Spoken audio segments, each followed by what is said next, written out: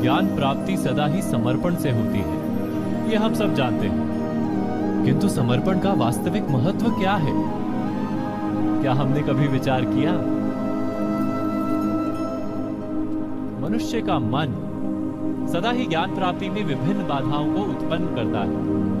कभी किसी अन्य विद्यार्थी से ईर्ष्या हो जाती है, कभी पढ़ाए हुए पाठों पर संदेह जन्मता है और कभी गुरु द्वारा दिया गया दंड मन को अहंकार से भर देता है। नहीं, क्या ऐसा नहीं होता?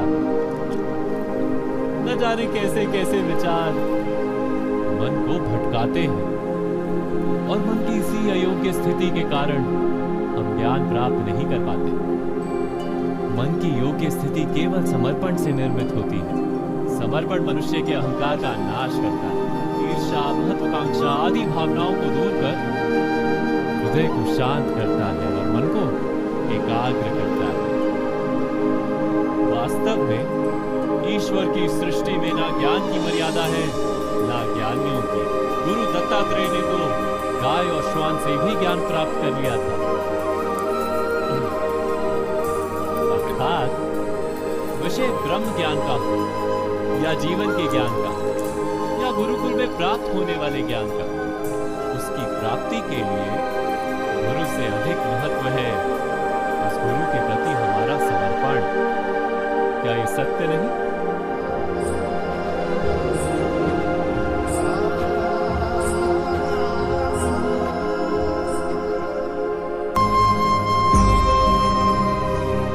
प्रत्येक मनुष्य के जीवन में ऐसा क्षण अवश्य आता है जब सारे स्वप्न, सारी आशाएं, सारे दृश्य ध्वस्त हो जाते हैं।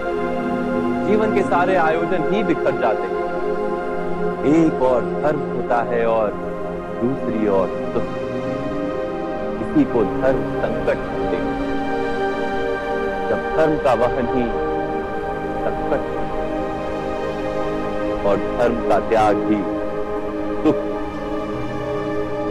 विचार कीजिए, कभी किसी स्वजन के विरुद्ध सत्य बोलने का अवसर प्राप्त हो जाता है, कभी ठीक दरिद्रता के समय सरलता से चोरी करने का मार्ग प्राप्त हो जाता है, कभी किसी शक्तिशाली राजनेता या राजा के कर्मचारी का अधर्म प्रकट हो जाता है। सबके जीवन में ऐसी घटना बनती ही रहती है।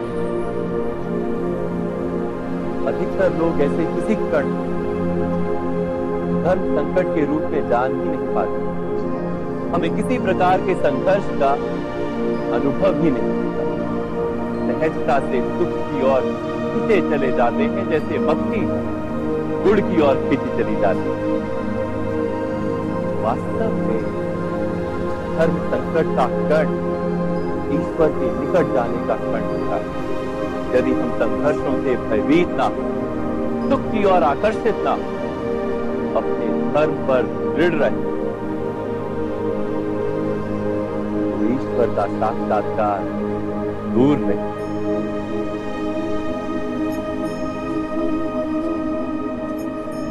पवन से युद्ध करने वाला पत्ता यदि पेड़ से गिरता है तो भी आकाश की ओर उठता है। पवन से छूटने वाली घास वही भूमि पर रह जाती है। अर्थात धर्म संकट से यदि हम संकट को ही टाल दें, सुख तो मिलता है, जीवन बढ़ता है, किंतु क्या चरित्र नहीं टूटता? क्या आत्मा दरिद्र नहीं हो जाती? क्या ईश्वर से अंतर नहीं हो जाता? स्वयं विचार। दो व्यक्ति जब निकट आते हैं तो एक दूसरे के लिए सीमाएं और मर्यादाएं निर्मित करने का प्रयत्न अवश्य है। हम यदि सारे संबंधों पर विचार करें तो देखेंगे कि सारे संबंधों का आधार यही सीमाएं हैं जो हम दूसरों के लिए निर्मित करते हैं। और यदि अनजाने में भी कोई अन्य व्यक्ति इन सीमाओं को तोड़ता है तो उसी क्षण हमारा हृदय क्रोध से भर जाता है। इन सीमाओं का वास्तविक रूप क्या है, क्या हमने कभी विचार किया? सीमाओं के द्वारा हम दूसरे व्यक्ति को निर्णय करने की अनुमति नहीं देते, अपना निर्णय उस व्यक्ति पर थोपते हैं, अर्थात किसी की स्वतंत्रता का अस्वीकार करते हैं। और जब स्वतंत्रता का अस्वीकार किया जाता है तो उसका हृदय दुख से भर जाता है, और जब वो सीमाओं को तोड़ता है तो हमारा हृदय क्रोध से भर जाता है। क्या ऐसा नहीं होता?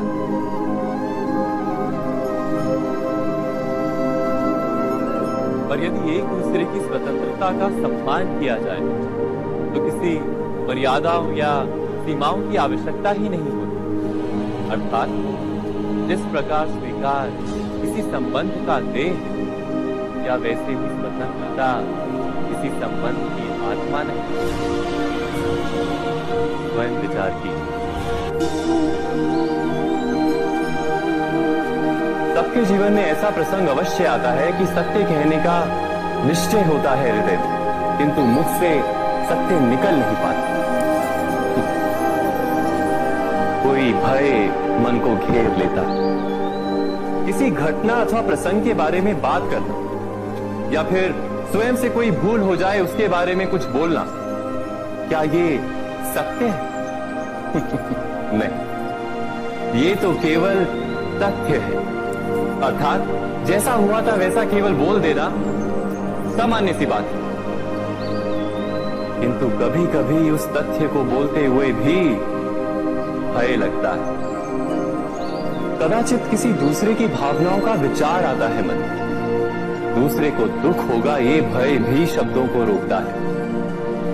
तो ये सत्य क्या है? क्या हमने कभी विचार किया है? जब भय रहते हुए भी कोई तथ्य बोलता है तो वो सत्य कहलाता है। वास्तव में सत्य कुछ और नहीं, केवल निर्भयता का दूसरा नाम है। और निर्भय होने का कोई समय नहीं होता, क्योंकि निर्भयता आत्मा का स्वभाव है। अर्थात क्या प्रत्येक क्षण सत्य बोलने का क्षण नहीं होता?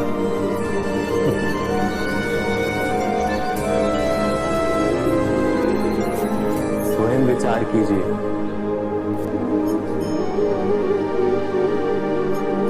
श्रेष्ठता का क्या अर्थ है?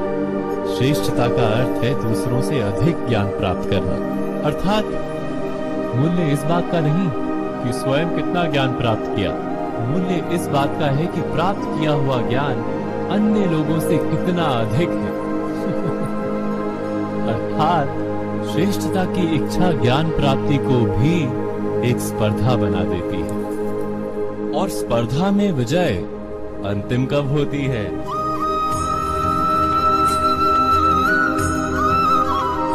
कुछ समय के लिए तो श्रेष्ठ बना जा सकता है, किंतु सदा के लिए कोई श्रेष्ठ नहीं रह पाता। फिर वही असंतोष, पीड़ा और संघर्ष जन्म लेता है।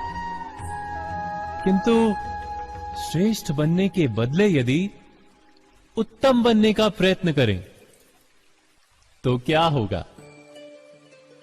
उत्तम का अर्थ है कि जितना प्राप्त करने योग्य है वो सब प्राप्त करना, किसी से अधिक पाने की इच्छा से नहीं, मात्र आत्मा की तृप्ति हेतु कुछ प्राप्त करना।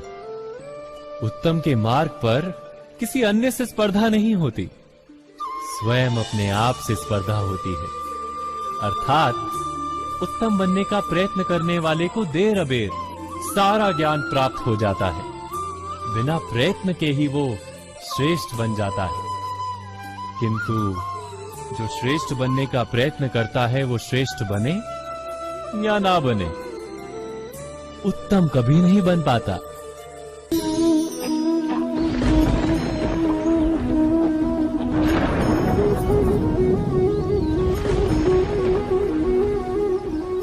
सपनों और पूर्वाभासों के आधार पर हम भविष्य के सुख दुख की कल्पना करते हैं।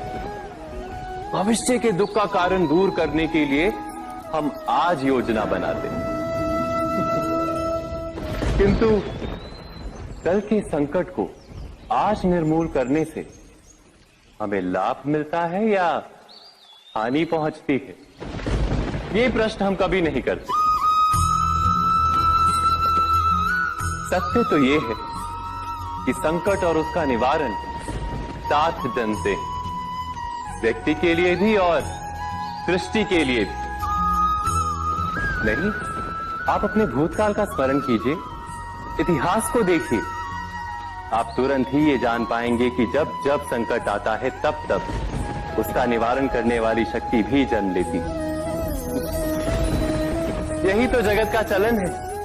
वस्तुतः संकट ही शक्ति के जन्म का कारण है। प्रत्येक व्यक्ति जब संकट से निकलता है तो एक पद आगे बढ़ा होता है, अधिक चमकता है, आत्मविश्वास से अधिक भरा होता है, न केवल अपने लिए अपितु विश्व के लिए भी।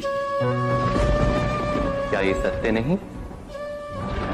वास्तव में संकट का जन्म है एक अवसर का जन्म, अपने आप को बदलने का, अपने विचारों को ऊंचाई पर करने का अवसर, अपनी आत्मा को बलवान और ज्ञान मंडित बनाने का अवसर।